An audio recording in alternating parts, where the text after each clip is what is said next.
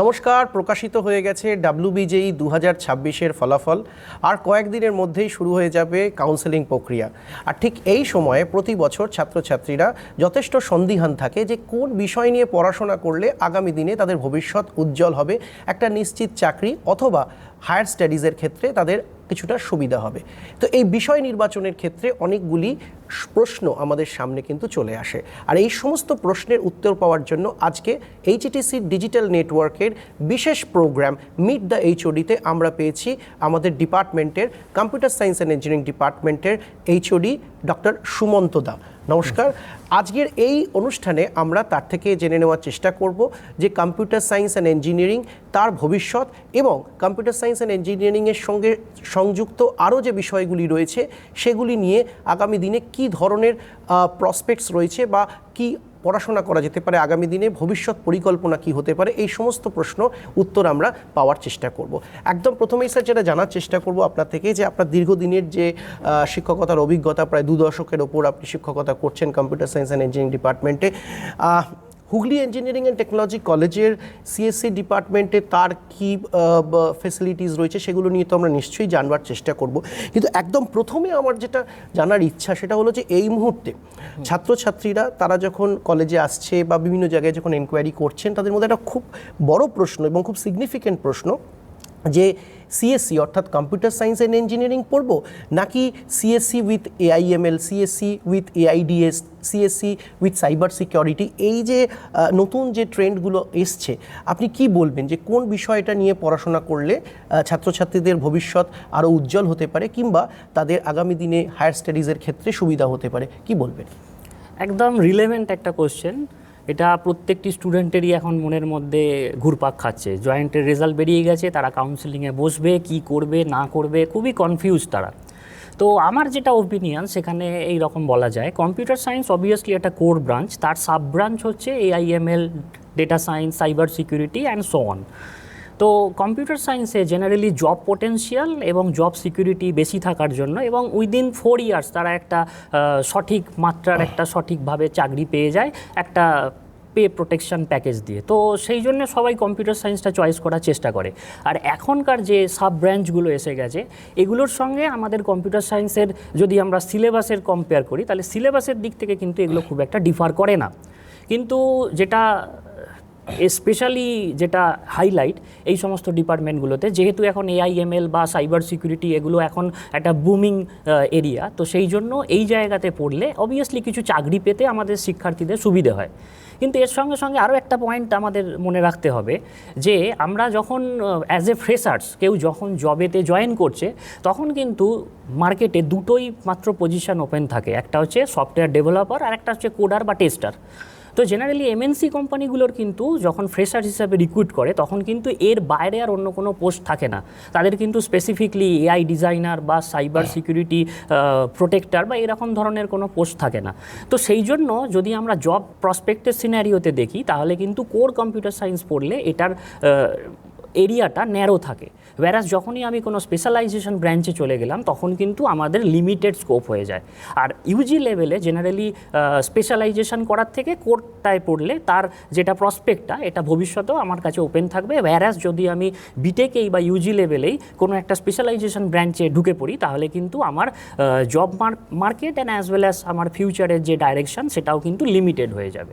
এটাই আমার ওপিনিয়ন। হ্যাঁ, তারপরে যেটা আমরা যেটা বুঝতে পারলাম সেটা হচ্ছে যে কম্পিউটার সায়েন্স অ্যান্ড ইঞ্জিনিয়ারিংয়ের সঙ্গে অন্যান্য যে বিষয়গুলির কথা আমরা বলছি তার যদি আমরা সিলেবাসটা দেখি সেখানে খুব বেশি সেটা ডিফার করছে না, এটা এক নম্বর বিষয়। এবং দ্বিতীয়ত হচ্ছে যে কোর্স কমপ্লিট করার পর যে অপরচুনিটিসগুলো, ফার্দার অপরচুনিটিসগুলো অনেক বেশি থাকছে কম্পিউটার সায়েন্স অ্যান্ড ইঞ্জিনিয়ারিং অর্থাৎ কোর ব্রাঞ্চ, যেটা কনভেনশনাল কোর ব্রাঞ্চ, তার ক্ষেত্রে অপরচুনিটিস অনেক বেশি থাকছে। মূলত এই দুটি সুবিধার কথা কিন্তু HOD স্যার উল্লেখ করলেন। এরপর আমি যেটা জানতে চাইবো যে আমাদের college Hooghly engineering and technology কলেজে, যেখানে কম্পিউটার সায়েন্স অ্যান্ড ইঞ্জিনিয়ারিং একদম প্রথম থেকে এখানে রয়েছে ডিপার্টমেন্ট, দীর্ঘদিন ধরে আপনি এখানে এই ডিপার্টমেন্টে শিক্ষকতা করছেন, বর্তমানে HOD রয়েছেন, একটু ডিপার্টমেন্টের ব্যাপারে যদি কিছুটা বলেন যে কী কী সুযোগ সুবিধা রয়েছে ছাত্রছাত্রীরা যারা পড়ছে বা আগামী দিনে যারা পড়ার পরিকল্পনা করছে এই কলেজে, তাদের জন্য কী ধরনের সুযোগ সুবিধা অপেক্ষা করছে? একদম। তো 2004 সালে আমাদের এই কলেজ প্রথম প্রতিষ্ঠা হয়। মাত্র 60খানা স্টুডেন্ট বা স্টুডেন্ট ক্যাপাসিটি বা ইনটেক ক্যাপাসিটি, মানে সেই সময় সিএসসি তে মাত্র 60 জন স্টুডেন্ট এবং অন্যান্য বিষয়গুলোতে তারা স্টুডেন্ট ছিল, সিএসসি তে 60 জন স্টুডেন্ট নিয়ে আমরা শুরু করি। তো ভালো সোসাইটিতে ভালো ইঞ্জিনিয়ার তৈরি করার লক্ষ্যে এই কলেজের কম্পিউটার সায়েন্স এটা ব্রাঞ্চটা প্রতিষ্ঠিত করা হয়েছিল। তারপরে 120 জনের এখন টোটাল ইনটেক ক্যাপাসিটি। তো প্রত্যেকটা বছরে ইডাব্লিউএস ক্যাটেগরি আছে, টিএফডাব্লিউ ক্যাটেগরি আছে, জিলেটের অ্যাডমিশন এন্ট্রি আছে, এই করে প্রত্যেকটা বছরে নিয়ার অ্যাবাউট 130 to 140 আমাদের স্টুডেন্ট ইনটেক চলে আসে। আদার্স যেগুলো রিলেভেন্ট সাপোর্ট এগুলো নিয়ে মানে শুধু সিএসসি ডিপার্টমেন্টেই প্রতি বছর প্রায় 140-এর কাছাকাছি ছাত্রছাত্রী ভর্তি হয় বিভিন্ন অ্যালটমেন্ট ক্যাটেগরি ওয়াইজ। আচ্ছা, এবার আমাদের ডিপার্টমেন্টে জেনারেলি ইঞ্জিনিয়ারিং শিক্ষা যখন আমরা দেখি তখন প্র্যাকটিক্যাল ওরিয়েন্টেড অ্যাপ্রোচে আমাদের এগিয়ে নিয়ে যাওয়া উচিত। তো আমরা ডিপার্টমেন্ট থেকে প্র্যাকটিক্যাল শিক্ষাটার উপরই বেশি জোর দিই, তার সঙ্গে সঙ্গে অবভিয়াসলি যে theory concept, because theoretical concept যদি আমরা অ্যাডপ্ট না করতে পারি তাহলে প্র্যাকটিক্যালে আমরা কোনোদিনই ইমপ্লিমেন্ট করার জায়গায় যাব না। তো এই জন্য আমাদের টোটাল 8খানা ল্যাব তৈরি করা হয়েছে। এখানে প্রায় 240টার মতো হাই এন্ড কম্পিউটার আছে এবং এখানেতে ওয়াইফাই কানেক্টেড প্রত্যেকটা machine, maximum power 1 Gbps internet facility দেওয়া হয়।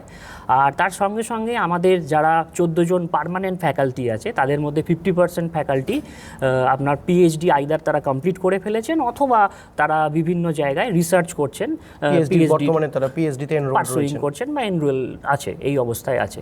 তো যে ছেলে বা মেয়েটি আমাদের এই গাইডলাইন্স বা একটা ডিসিপ্লিন মেনে কম্পিউটার সায়েন্সের থিওরি বা প্র্যাকটিক্যাল ক্লাসগুলো রেগুলার অ্যাটেন্ড করে, তারা অবশ্যই 4 বছর পর মাত্র তাদের 22 বা 23 বছর বয়সে তারা একটা সঠিক যার লক্ষ্য সেই সঠিক একটা জব নিয়ে তারা অবভিয়াসলি বেরিয়ে যেতে পারে বা হায়ার স্টাডিজের জন্য তারা অগ্রসর হতে পারে।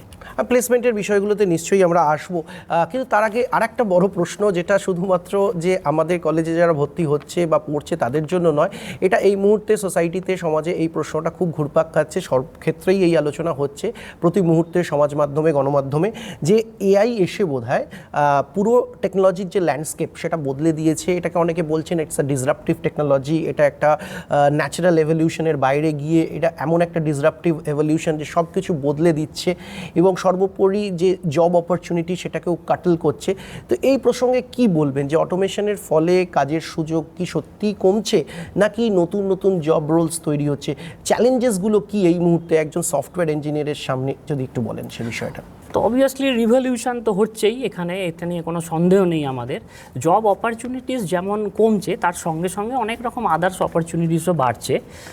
তো জেনারেলি আমরা যেটা এখানে ফলো করার চেষ্টা করি, তো ওই রকম যে কাটিং এজ টেকনোলজিগুলোর ওপর বেস করে আমরা এখানে স্টুডেন্টদের কিছু স্পেশাল প্রজেক্ট, কিছু ইন্টার্নশিপ বা কিছু আমরা বিভিন্ন প্রজেক্ট বা ইন্টার্নশিপের মাধ্যমে সেইগুলোকে আরও স্টুডেন্টদের হাইলাইট করার চেষ্টা করি। তার কারণ কম্পিউটারের সিলেবাস যেটা এবং আমাদের এখন নতুন সিলেবাস তার সঙ্গে বা ইন্ডাস্ট্রি যেটা চায় সেটার মধ্যে একটা হিউজ গ্যাপ। তো এই গ্যাপটাকে এস্টাবলিশ বা এই গ্যাপটাকে দূর করার জন্য বা সীমিত করার জন্য আমরা বিভিন্ন রকমের পদ্ধতি এখানে অবলম্বন করি। তার মধ্যে ওয়ান অফ দেম আমরা একটা সেন্টার অফ এক্সেলেন্স এখানে ওপেন করেছি। সেখানে data science, AIML, cyber security এই ধরনের বিশেষ প্রজেক্ট করানো হয় যেগুলো আমাদের কাটিং এজ টেকনোলজিকে সাপোর্ট করে। আর এর সঙ্গে সঙ্গে আরেকটা জিনিস আমাদের মনে রাখতে হবে, 2015 সালে এফডিএ যেটা ইউএস গভর্নমেন্টের হেলথ অ্যান্ড ফুড ডিপার্টমেন্ট, তারা রোবোটিক্স বা এই ধরনের মাত্র 6খানা প্রজেক্ট গ্র্যান্ট করেছিল। ওয়্যারাস 2024-এ দেখা যাচ্ছে এফডিএ 253টার মতো প্রজেক্ট এআই বা এই রিলেটেড ইনস্ট্রুমেন্ট এবং এই ধরনের গভর্নমেন্ট প্রজেক্টকে স্যাংশন করেছে। তো অবভিয়াসলি যখন আমরা এআই এনেবল বা যখন আমরা জেন এআই এই সমস্ত কনসেপ্টের মধ্যে চলে যাচ্ছি, তো কিছু জব অপরচুনিটিস যেমন এখানেতে অ্যাবলিশ হচ্ছে, তার সঙ্গে সঙ্গে নতুন অপরচুনিটি তো চলে আসছে। সুতরাং কাটিং এজ টেকনোলজির ওপর দাঁড়িয়ে আমরা যদি এই সমস্ত জিনিসগুলো ফলো করতে পারি, জবের দিক থেকে কোনো প্রবলেম হবে না। এবং তাছাড়া গ্রিন এনার্জি বা সাস্টেনেবল এনার্জি, তারপরে প্রম্পট ইঞ্জিনিয়ারিং এই ধরনের বিভিন্ন স্কোপ আসছে, তো সেগুলো দিয়ে আমরা এইগুলোর ওভারকাম করতে পারবো আশা করি। একদমই তাই। যেটা হচ্ছে যে একদিকে কিছু কনভেনশনাল জব রোলস সেগুলো অ্যাবলিশড হচ্ছে, নতুন নতুন আবার জব রোলস কিন্তু ক্রিয়েটেডও হচ্ছে এবং সেটাকে অ্যাট পার এই জায়গায় ছাত্রছাত্রীদেরকে তৈরি করার জন্য বা তাদেরকে যোগ্য করে তোলার জন্য কিন্তু সেখানে যে প্রক্রিয়া সেটার কথা কিন্তু এইচওডি স্যার বলছেন। আমরা আরেকটা যেটা খুব গুরুত্বপূর্ণ প্রশ্ন যেটা ছাত্রছাত্রীদের এবং বিশেষ করে অভিভাবকদের মনে থাকে, যে সিএসসি নিয়ে যারা পড়াশোনা করবে আগামী দিনে, কম্পিউটার সায়েন্স অ্যান্ড ইঞ্জিনিয়ারিং নিয়ে যারা পড়াশোনা করবে তাদের ঠিক কী ধরনের প্রস্তুতি দরকার, মানে এই মুহূর্তে যারা ক্লাস 11-12-এ পড়ছে বা ধরুন যারা মাধ্যমিক স্তরে পড়াশোনা করছে, তাদের কি ধরনের প্রস্তুতি? তাদের কি কিছুটা কোডিং জেনে আসা উচিত, নাকি বেসিক ম্যাথমেটিক্স তার উপরেতেই জোর দেওয়া উচিত? কি বলবেন এই ব্যাপারে?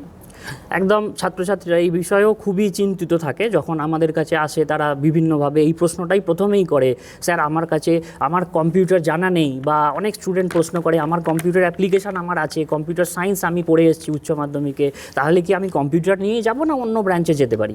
তো এই সময় আমাদের যেটা অ্যান্সার থাকে, জেনারেলি যে কোনো ইঞ্জিনিয়ারিং পড়ার জন্য বেসিক ফাউন্ডেশন যেটা আমরা উচ্চ মাধ্যমিকে পড়ি, ফিজিক্স, কেমিস্ট্রি, ম্যাথামেটিক্স, বায়োলজির যে বেসিক নলেজ, এটাই কিন্তু সাফিসিয়েন্ট।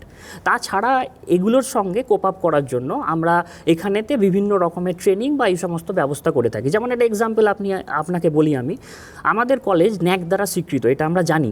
তো ন্যাকের যে গাইডলাইন, সেইখানেতে বলা হয়েছে আমরা কিছু স্টুডেন্টকে ফাস্ট লার্নার আর স্লো লার্নার হিসাবে আইডেন্টিফাই করে ফেলতে পারি। এই কিছু প্যারামিটারের মাধ্যমে এই রকমভাবে স্টুডেন্টদের আমরা আইডেন্টিফাই করে ফেলি, কিন্তু স্টুডেন্টদের এটাকে বুঝতে দেওয়া হয় না। তার কারণ সেটা করলে একটা ডিসক্রিমিনেশন চলে আসবে। তো যখন আমরা এইরকমভাবে আলোচনা বা আইডেন্টিফাই করে ফেলি, তখন স্টুডেন্টদের আলাদা রকমভাবে ট্রিট করা হয়। তো জেনারেলি যারা স্লো লার্নার হয় তাদের জন্য আমরা বিভিন্ন রকমের special training, soft skill training এগুলো করিয়ে থাকি। আর জেনারেলি সব স্টুডেন্টদের জন্য আমরা বিভিন্ন রকমভাবে অ্যাপটি ট্রেনিং বা আপনার মনে করুন জব ওরিয়েন্টেড ট্রেনিং বা ইংলিশ কমিউনিকেশন, এই সমস্ত ট্রেনিং এগুলো করানো হয়। আর ডিপার্টমেন্টের তরফ থেকে বলতে গেলে খুব সহজেই বলা যায়, যাদের লজিক্যাল এবিলিটি, অ্যানালিটিক্যাল এবিলিটি আছে, তারাই কিন্তু কম্পিউটার সায়েন্সে এসে অবভিয়াসলি সাকসেস পাবে, এটা নিয়ে কোনো সন্দেহ নেই। এছাড়াও আমরা যেগুলো করে থাকি, থার্ড ইয়ার, ফোর্থ ইয়ার থেকে বেসিক্যালি এটা করানো হয় না, বিভিন্ন জায়গায় আমরা ইন্টার্নশিপের সুযোগ করে দিই। এআইসিটি কিন্তু এটা ম্যান্ডেটারি করে দিয়েছে। জেনারেলি ইন্টার্নশিপ না করলে তার কিন্তু জব প্রসপেক্ট বা জব রোল এখানে ক্রিয়েট হবে না। তো আমরা স্টুডেন্টদের ইনসিস্ট করি, থার্ড ইয়ার বা সেকেন্ড ইয়ার থেকেও করা হয়, ইন্টার্নশিপ করার জন্য। ইন্টার্নশিপ করার মাধ্যমে তারা কি করতে পারে না, কম্পিউটার ইন্ডাস্ট্রিতে যে সমস্ত কাজকর্মগুলো হচ্ছে তারা হাতে কলমে ওখানে শিখে আসতে পারে, এবং সেইগুলোই তারা জব রোলেতে বা তাদের যখন জব প্লেসমেন্ট হবে তখন সেগুলো তারা অ্যাপ্লাই করতে পারবে। তাহলে ইনস্টিটিউটসের সঙ্গে যে ইন্ডাস্ট্রির যে গ্যাপটা, সেটা ওই ইন্টার্নশিপের মাধ্যমেই তাদের এটা দূর হয়ে যায়। এটা একটা পয়েন্ট। আর সেকেন্ড হচ্ছে, আমরা যারা রিসার্চ বা যে সমস্ত ফ্যাকাল্টিরা রিসার্চে বিভিন্নভাবে যুক্ত, তারা প্রজেক্টের সময় এই রকম বিভিন্ন রিসার্চের সঙ্গে স্টুডেন্টদের যুক্ত করে। তার কারণ আমরা যে প্রথমেই বললাম, আমরা ফাস্ট লার্নার, স্লো লার্নার করে যখনই আইডেন্টিফাই করে ফেলতে পারি, তখন স্টুডেন্টদের আমরা একটা মোটো বুঝতে পারি, এরা হয়তো হায়ার স্টাডিজে যেতে পারে। তো হায়ার স্টাডিজে যেতে গেলে জেনারেলি রিসার্চ বা পেপার পাবলিকেশনের একটা গুরুত্বপূর্ণ ভূমিকা থেকে যায়। তো সেই জায়গায় আমরা যখন একটা স্টুডেন্টকে কোনো টিচারের সঙ্গে যুক্ত করে দিই, তখন তারা বিভিন্ন রকমভাবে রিসার্চ করে তাদের এগুলো এস্টাবলিশ করতে পারে। আচ্ছা, তার সঙ্গে সঙ্গে আরেকটা জিনিস আমরা করতে চাই বা করি, সেটা হচ্ছে কি না, আমাদের বিভিন্ন অনলাইন ম্যাসিভ কোর্স আছে। তো জেনারেলি আমাদের এনপিটিইএল বা আইআইটি ম্যাড্রাসের যে সমস্ত কোর্সগুলো, সেগুলোতেও আমরা ইনসিস্ট করি স্টুডেন্টদের করার জন্য। এবং আমরা কিন্তু যে কোনো সাবজেক্টে তাদেরকে এনরোল করতে দিই না, আমরা সিলেবাসের সঙ্গে একটা গ্যাপ অ্যানালাইসিস করে নিয়ে তারপরে তাদেরকে বলা হয় যে এই সাবজেক্টের ওপর তোমরা এই সেমিস্টারে করো, এই পার্টিকুলার কোর্সটা করো। তখন কি সুবিধা হয় না, ফিল্ডগুলো সিলেক্ট করে দেওয়া হয়, কেননা স্টুডেন্টরা বোঝে না র্যান্ডমলি পড়লে সেটা কাজে লাগবে না। একদম ঠিক। এবার সেই অনুযায়ী তারা যখন করে, তখন তারা ফোর্থ সেমিস্টারে যেটা পড়ছে বা ফিফথ সেমিস্টারে যেটা পড়ছে, তার মাঝখানে যদি এই কোর্সগুলো কমপ্লিট করে ফেলতে পারে, তাহলে তাদের এই গ্যাপটা পূরণ হয়ে যায়। এবার স্বাভাবিকভাবেই এই প্রসেসগুলো ফলো করা হলে আমরা কিন্তু এই পার্টিকুলার জায়গায় মানে পৌঁছে যেতে পারবো, এবং অবভিয়াসলি তারা একটা সঠিক জায়গায় সঠিক লক্ষ্যে তাদের পৌঁছে যেতে পারবে। তো স্যার যেটা বলছেন সেটা হচ্ছে যে দেখুন, কম্পিউটার সায়েন্স যে থাকতেই হবে +2 লেভেলে বা কম্পিউটার অ্যাপ্লিকেশন নিয়ে যে পড়তেই হবে, এটা কিন্তু ম্যান্ডেটারি নয়। অনেকেই বায়োলজি নিয়ে পড়াশোনা করে, ফিজিক্স, কেমিস্ট্রি, ম্যাথামেটিক্সের পাশাপাশি বায়োলজি থাকে, তারাও কিন্তু কম্পিউটার সায়েন্স নিয়ে কিন্তু পড়াশোনা করতে পারে নির্দ্বিধায়। কারণ সিলেবাসটা বোধহয় এইভাবেই ডিজাইন করা হয়েছে যে it starts from scratch, like একদম সেকেন্ড ইয়ার থেকে, সেকেন্ড সেমেস্টার থেকে সম্ভবত সে তাদের সি ল্যাঙ্গুয়েজ সঙ্গে তাদের ইন্ট্রোডিউস করা হচ্ছে। ফলে যারা প্রোগ্রামিংয়ের কোনো নলেজ নেই, তারাও কিন্তু কম্পিউটার সায়েন্স অ্যান্ড ইঞ্জিনিয়ারিংয়ে পড়াশোনা করতেই পারে। তার জন্য তাদের যে লজিক্যাল থিঙ্কিং বা analytical thinking, that is very important. Basic mathematics, তার উপরেতে একটা সম্যক ধারণা থাকা সেটা জরুরি। জরুরি। এবং তার পাশাপাশি যে কথাগুলো বললেন স্যার, যে শুধুমাত্র ক্লাসে পড়াশোনা অর্থাৎ কনভেনশনাল যেটাকে আমরা বলি চক অ্যান্ড টক লেকচার এবং তার পাশাপাশি ল্যাব করা, এটাই একমাত্র কাজ নয়।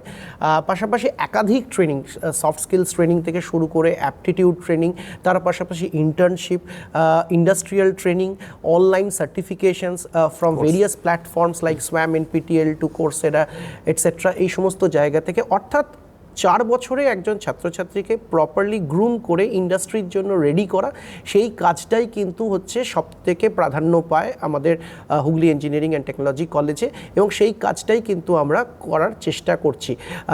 স্টুডেন্ট যতটা রিসেপটিভ হবে তার উপরে ডিপেন্ড করছে তার সাকসেস। আচ্ছা, এরপরে এই যখন সাকসেসের কথা যখন এলোই, আমরা জানতে চাইবো যে রিসেন্ট পাস্টে ডেফিনেটলি এই মুহূর্তে দাঁড়িয়ে একসাথে এত বছরের, কারণ 2010 সাল থেকে আমাদের এখানেতে 2008 সাল থেকে এখান থেকে স্টুডেন্টরা তারা গ্র্যাজুয়েটেড হচ্ছে এবং তারা পৃথিবীর বিভিন্ন প্রান্তে ছড়িয়ে রয়েছে। তো এই স্বল্প সময়ের সাক্ষাৎকারে ডেফিনেটলি এটা বলা সম্ভব নয়, কিন্তু যদি রিসেন্ট পাস্টে আমি যদি জিজ্ঞেস করি যে আমাদের ছাত্রছাত্রীরা তাদের বেস্ট অ্যাচিভমেন্টসের কথা যদি কয়েকজনের জিজ্ঞেস করি, যারা আমাদের এই কলেজ থেকে কৃতি ছাত্রছাত্রী যারা, তাদের কথা যদি বলি, কি বলবেন? এই 18 বছরের মানে এই যে আমাদের HETC CSCর কেরিয়ার, এটা অবভিয়াসলি 1 মিনিটে ব্রিফ করা সম্ভব নয়। তবু আমি শুরু করছি এই বছর কারেন্ট পাস আউট স্টুডেন্ট, মানে যারা এখনও পাস করে বেরোয়নি তাদের সম্বন্ধে। তো রিসেন্টলি আমাদের রূপকথা রয় বলে একজন স্টুডেন্ট রিসেন্টলি 11 লাখের একটা প্যাকেজে পাস আউট হতে চলেছে আর কি, এখনো পাস করেনি। তো সে 11 LPA প্যাকেজে প্লেসড হয়েছে। এবার একটা কথা বলি এখানে, সে কিন্তু জবটা যখন পেয়েছে তার কিন্তু পাওয়ার মাধ্যমটা সেই ইন্টার্নশিপ, সে IIT, একদম IIT গুয়াহাটিতে একটা ইন্টার্নশিপ করেছে, সেই রিলেটেডই কিন্তু তার অ্যাপ্লিকেশন যখন করা হয়েছে এই কোম্পানিগুলোতে সেইটা পেয়েছে। সুতরাং আমরা স্টুডেন্টদের ইনসিস্ট করি এইটা করার জন্য। তাছাড়াও আরেকজন স্টুডেন্ট আছে, সে 12 লাখ টাকার একটা প্যাকেজে রিসেন্টলি প্লেসড হয়েছে, তারও কিন্তু মাধ্যম সেই ইন্টার্নশিপ। সুতরাং এখন কম্পিউটার সায়েন্সের শিক্ষাতে সেকেন্ড ইয়ার বা থার্ড ইয়ার থেকে AICTর ম্যান্ডেট অনুযায়ী ইন্টার্নশিপ করাটা খুবই জরুরি। তার সঙ্গে সঙ্গে একটা গ্রুপ অফ স্টুডেন্ট অর্ঘ্য এবং তার টিম, তারা ব্লকচেনের ওপর একটা প্রজেক্ট করেছে এবং সেটা বিটকয়েন জেনারেশনের ওপর, এবং সেইটা করার পর তারা এটা হ্যাকাথনে পার্টিসিপেট করেছিল এবং সেখানে একটা ভালো ফার্স্ট বা সেকেন্ড হতে পারেনি, কিন্তু ভালো পজিশন সিকিওর করেছে। এবং তার সঙ্গে সঙ্গে তাদের এই প্রজেক্টটা ব্যাঙ্গালোর এবং মালয়েশিয়ার একটা জায়গা থেকে ফান্ডেড হয়েছে এবং তারা এখন সেটাকে আরও এস্টাবলিশ করার জন্য এগিয়ে পড়ে যাচ্ছে। আচ্ছা, তার সঙ্গে সঙ্গে আমাদের কিছু গ্রুপ অফ স্টুডেন্ট, তারা সায়র, সৌমিলি, এদের একটা টিম, একটা ভালো, যারা এরা কি এই মুহূর্তে ফোর্থ ইয়ারে পড়ছে, এখনো এরা পাস আউট হয়নি 8 সেমেস্টারে, তারাও কিন্তু একটা ভালো জার্নালেতে তাদের রিসার্চ পেপার পাবলিশ করেছে। এটাও আমাদের পক্ষে একটা খুবই মানে গুরুত্বপূর্ণ দিক। যারা হায়ার স্টাডিজে যাবে তারা শুধু খালি জব ওরিয়েন্টেড মার্কেট নয়, এই রকম দিকেও লক্ষ্য স্থির করে এগিয়ে যাচ্ছে। এছাড়া তো আমাদের অনেক বিভিন্ন টিচারের সঙ্গে বিভিন্ন স্টুডেন্টের তাদের রিসার্চ ওরিয়েন্টেড পেপার পাবলিকেশন তো আছেই, তার সঙ্গে সঙ্গে কিছু MNC কোম্পানি যেগুলো খুবই কমন, যেমন TCS বা আপনার ইনফোসিস, উইপ্রো, কগনিজেন্ট, এগুলোতে তো বিভিন্ন আমাদের স্টুডেন্ট ম্যানেজেরিয়াল বা ডাইরেক্টর পদেতে এস্টাবলিশড। তাছাড়াও মেটাতে রিসেন্টলি আমাদের 2022-এর একটা পাস আউট স্টুডেন্ট সৈকত, সে মেটাতে প্লেসড, ফোনপেতে আছে, ঠিক আছে। তার সঙ্গে সঙ্গে আমেরিকান বিজনেস যেটা এক্সপ্রেস, সেইখানেতেও স্টুডেন্ট এস্টাবলিশ। HSBC ব্যাংকে আমাদের স্টুডেন্ট প্লেসড আছে। তাছাড়াও একটি গুগল কর্পোরেশনে আছে, রিচা ঝা বলে একটি স্টুডেন্ট, মাইক্রোসফটে 2-3 জন প্লেসড আছে। তাছাড়াও আমাদের স্টুডেন্ট খালি ইন্ডাস্ট্রিতে নয়, অনেক স্টুডেন্ট মানে ওয়েল এস্টাবলিশড ইন IIT-তে teaching as an academician. Ashesh Ghoshal একজন স্টুডেন্ট, যে দুবাইয়ের একটি গভর্নমেন্ট অর্গানাইজেশনে সাইবার সিকিউরিটির পোস্ট হোল্ড করছে, ঠিক আছে, দুবাইয়ের গভর্নমেন্ট অর্গানাইজেশনে।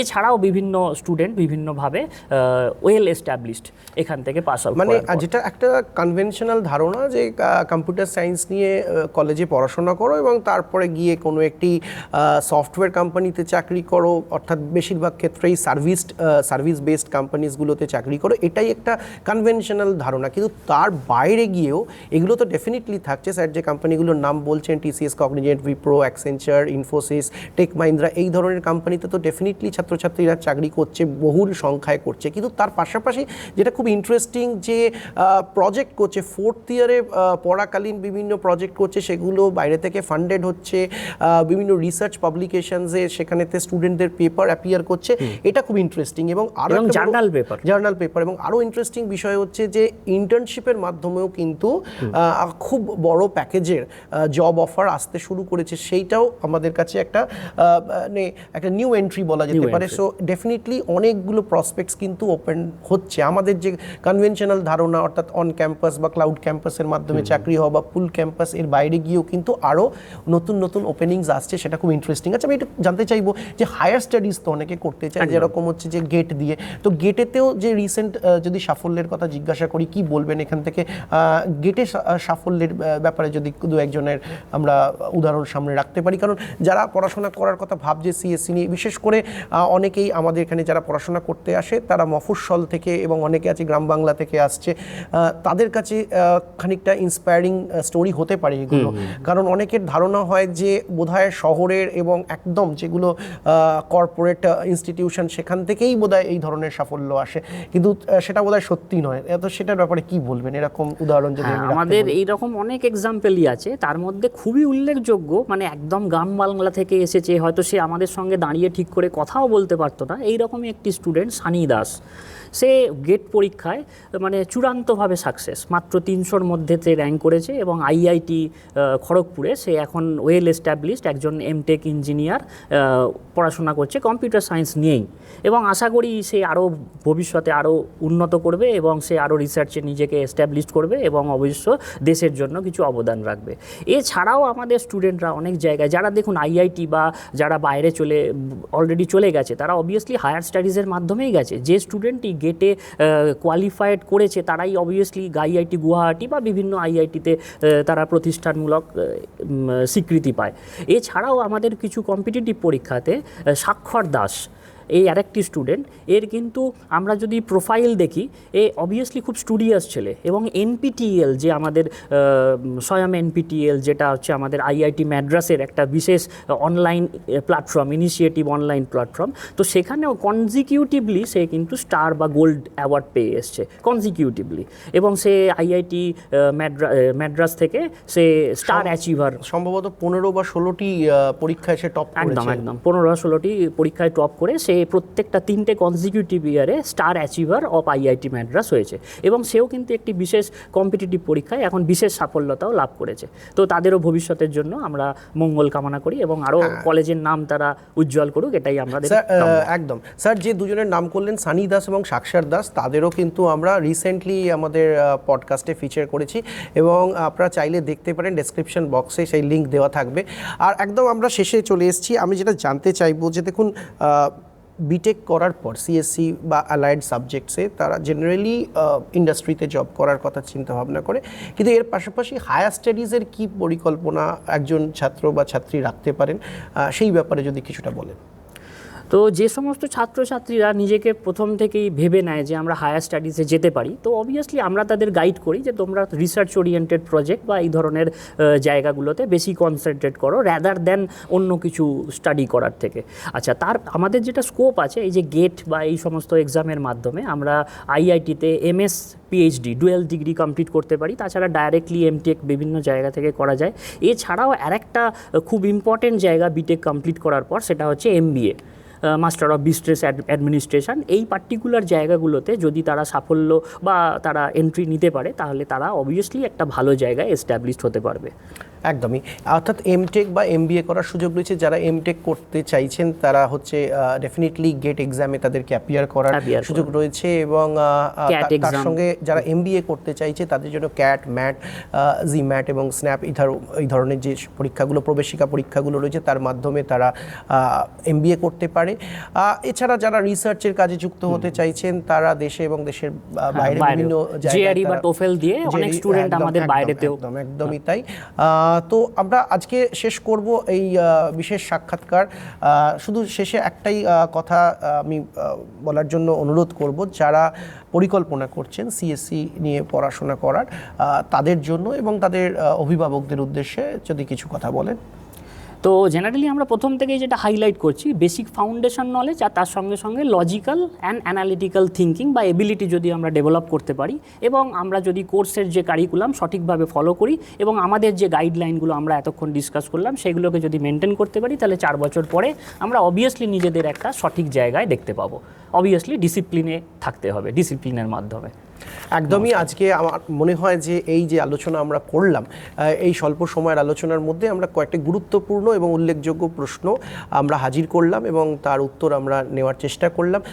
আশা করি কিছু কনফিউশন যেগুলো ছাত্রছাত্রীদের মনে বা তাদের বাবা মায়েদের মনে রয়েছে তার কিছুটা সমাধান হবে, এবং আগামী দিনেতে যারা ইঞ্জিনিয়ারিং নিয়ে পড়ার পরিকল্পনা করছো তাদের প্রত্যেকের জন্য শুভেচ্ছা জানিয়ে আমরা শেষ করছি আমাদের এই বিশেষ আলোচনা। নমস্কার, সবাই ভালো থাকুন। অসংখ্য ধন্যবাদ।